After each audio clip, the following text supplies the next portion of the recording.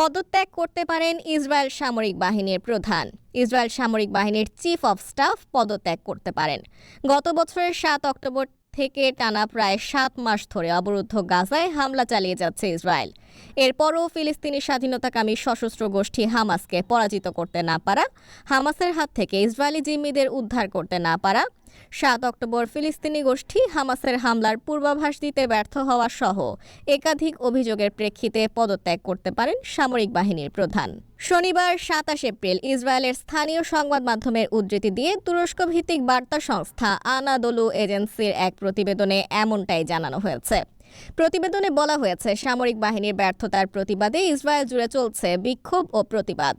এমন পরিস্থিতিতে ইসরায়েল সামরিক বাহিনীর চিফ অব স্টাফ পদত্যাগ করতে পারেন বলে ধারণা করা হচ্ছে। প্রতিবেদনে বলা হয়েছে, ইসরায়েলের প্রতিরক্ষা বাহিনীর chief of staff major general Herzi Halevi কিছুদিনের মধ্যে পদত্যাগ করবেন বলে আশা করা হচ্ছে। ইসরায়েলের স্থানীয় সংবাদ মাধ্যম শনিবার এই কথা জানিয়েছে।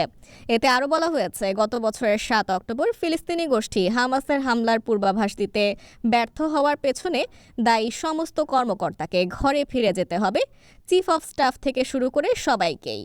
ইসরায়েলের বেসরকারি সম্প্রচারকারী চ্যানেল 12 জানিয়েছে, গত সপ্তাহে দেশটির সামরিক গোয়েন্দা প্রধান মেজর জেনারেল আহারন হালিভার পদত্যাগের পর অন্যদের পদত্যাগের বিষয়টিও স্পষ্ট হয়ে গেছে। এমনকি অনেক অফিসার যুদ্ধ বিষয়ক তদন্তের প্রস্তুতির জন্য আইনি সহায়তা চেয়েছেন বলেও জানিয়েছে সংবাদ মাধ্যমটি। এর আগে গত সোমবার ইসরায়েলের সামরিক গোয়েন্দা সংস্থার প্রধান মেজর জেনারেল